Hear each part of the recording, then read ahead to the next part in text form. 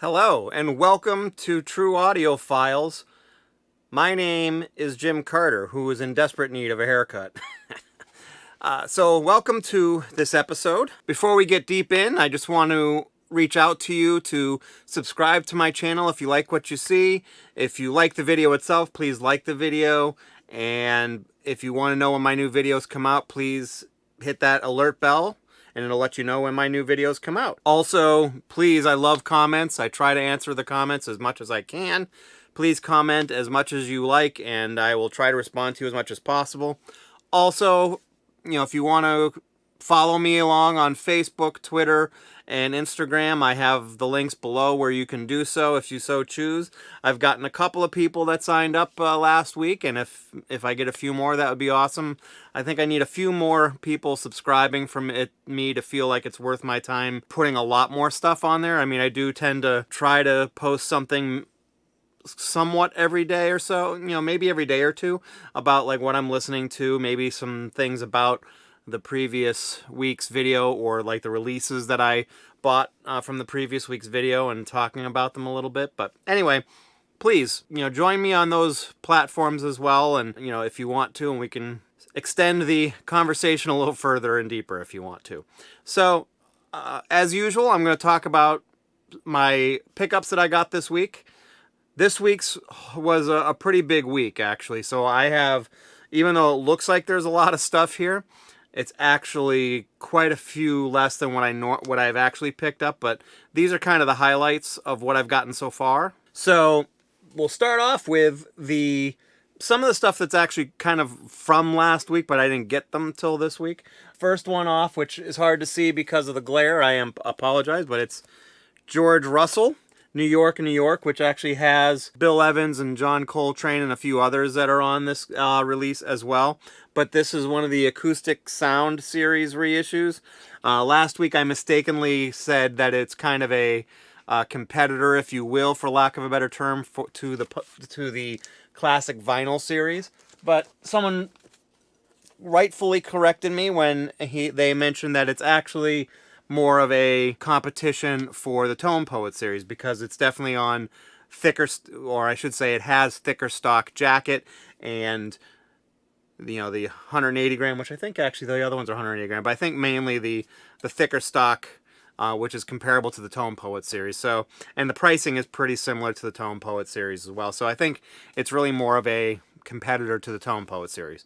Regardless, Tone Poet or classic vinyl series like this they're pretty similar. So that brings me to these now. We've got the two new classic vinyl series releases that came out this week. We've got Joe Henderson, Page 1. And we also have Something Else by Cannonball Adderley, which also has Art Blakey and Miles Davis on it as well. This hopefully is kind of my precursor to the one step that is supposed to be coming out for this title.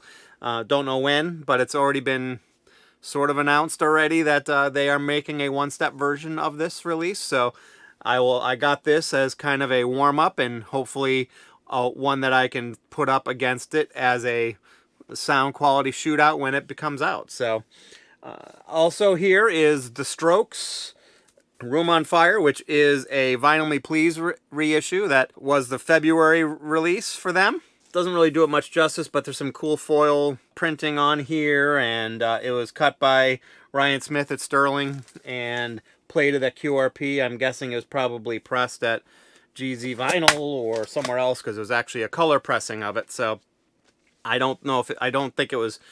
I'm quite certain it wasn't pressed at QRP, because they would have said pressed at QRP. So anyway, also here is Bob Dylan's Love and Theft, which is a 2-record set. And this one, I believe, is very hard to come by. I looked actually on like Music Direct's site, for example, and they didn't have it even listed. And I happened to get this at my local Newbury Comics, which I got number 371 as well, which is very cool. And before I go into these ones over here, I also want to kind of say that this week was a pretty interesting week, because my Newbury Comics had to close down for a couple of days because of a potential COVID scare. Luckily, all the employees that work there cleared, and they all tested negative for COVID, so that was nice. So they were able to open up again, and I was able to give them my business this week. So, okay, now over to these last two here. This one is Ava Max. Probably best to describe her as maybe I don't know, Lady Gaga meets maybe Dua Lipa type of a situation, pop orientated stuff. What's kind of cool about this one is it's called Heaven and Hell, and it's basically got a heaven side and a hell side. And what's also cool is they made two different versions of the album as well. They made, well, I say two different versions, two different pressings. They have a orange copy of it, and then they have a blue, which I am suspecting that the orange is hell and the blue is heaven represented there. So here's the blue, transparent blue. Pretty cool. They were pressed in Germany, which I'm actually kind of excited about. So that means that they were probably pressed at Optimal or at Palace, which is usually a good thing. And then the last one I talked about last week, but I didn't have the opportunity to show you because I didn't have it yet. And that's the new Foo Fighters album, but this is the Target exclusive. And this, again, really kind of doesn't do it justice. It's embossed. There's like almost like a bristly paint job, if you will, and then some tape that, well, fake tape, but that's all embossed on the cover, as well as the actual picture of the eye. And what's very interesting about this one that I didn't really talk a whole lot about, and I'm not going to spend a lot of time on this, but it came with a whole, just completely different inserts than what the original or the normal release did. So I should have brought the other one out, but trust me when I tell you that every single insert in here is either different or didn't come with the original, which, the picture of the band didn't come with the normal release of this. So it's on black vinyl as opposed to the version that I have, which is the independent record store version, which was blue. Other kind of interesting thing to note too that I thought was kind of wild is the label is actually even different than the one that was on the independent record store version. So it's pretty interesting. They just went completely different for everything on this, besides the pressing, mastering, and recordings, obviously. But every little bit of piece of the vinyl was different in every other way. So thought that was pretty interesting. Now that I've talked about the highlights of what records I bought this week, I want to kind of talk about why do we love the imperfect technology of records? Because let's face it, if you want to go deep down technical about it, records often, not always, but often are pressed off center, which kind of gives them a little bit of a warbling sound or pitch issue. They're warped often. They have lots of surface noise sometimes. They, have to reduce the bass and center the bass. And there's a lot of different variables that go into trying to make the record sound as good as it can or as close to the master, but just doesn't come close because of all of the variables of the imperfect technology that is records.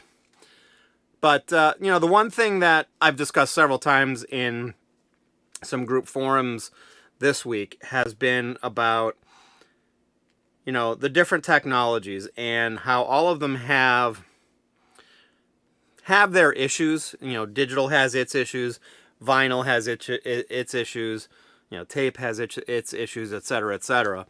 And different people are more sensitive to the issues of each technology. I have a engineering friend who is super, super sensitive to the issues that are what are on analog mediums, most specifically records, but is less sensitive and maybe doesn't even notice some of the flaws of digital. And I think it goes to the situation where I don't want to get too deep with digital versus vinyl because I love both technologies. I'm going to tell you right now that I will buy CDs, I will buy high resolution downloads, I will buy vinyl. Now, When it comes to physical media, I do tend to typically buy vinyl, especially if I know that the original files, because they're usually files nowadays, that created the vinyl were high resolution digital files. I tend to stay away from the CD just because I know I'm getting a down conversion. You can argue whether you hear a difference between CD and high resolution. I'm not here to discuss that. And it's, maybe it's more of a psychological thing for me, but I'm not going to go into the differences in that between high resolution digital and CD, because that just opens up another can of worms and goes down a rabbit hole I don't want to go down. But anyways, there is definitely an appeal to vinyl because it's more of an experience than most of the other technologies. Now, surround sound music is definitely probably on par in terms of the level of experience you get in comparison to record. It's different, but it's a similar level of experience, if that makes sense. But there's just something about opening up. Oh, here's actually another record that I bought, Phoebe Bridgers. But there's something about just, open up the record and being able to, and in this case, this one's actually pretty cool. But not only do you have the big artwork, you have a gatefold that has even more artwork in it. But in this particular case, this one's really cool because it has actually a big book, which I'm sure there's probably a smaller version of this in the CD, but you've got the huge artwork inside, all the lyrics with more artwork in it. It's almost like a graphic novel about the album. And there's just something about putting that needle on the record, sitting back and listening to the music while having the big artwork or the liner notes or things like that to enjoy with it as well. There are definitely cases where the record will sound better than the digital version, especially on older recordings where the mastering there has never been a good mastering, or a great mastering, I should stress, in a digital domain. So there's definitely that aspect of it. But overall, I think that's the thing. It's all about the experience for us people who like records so much, even though it's an imperfect technology. So it's all about what you enjoy and what bothers you, what doesn't bother you about any of the different media options for music. So that's my take. I love records. Not going to get rid of my records. I love listening to them. I love sitting down, dropping that needle down. I usually listen to them in this sound room that you see here, or I should say listening room, which is down in my basement in my house, where I can kind of get away from everything that's going on and just kind of sit and relax and listen to it. So it's just the way I prefer it. But what do you think? I want to hear your comments below talking about, why you like the imperfect technology of records and what appeals to you most about it, or what do you like about it more than digital, like CDs or Blu-ray audio, or high resolution digital, or streaming services like Tidal or Qobuz or something like that, who can give you a similar sound quality experience anyways to listen to. So want to hear your take, but that's my video for the week, and I want to thank you for watching, and you have a great day.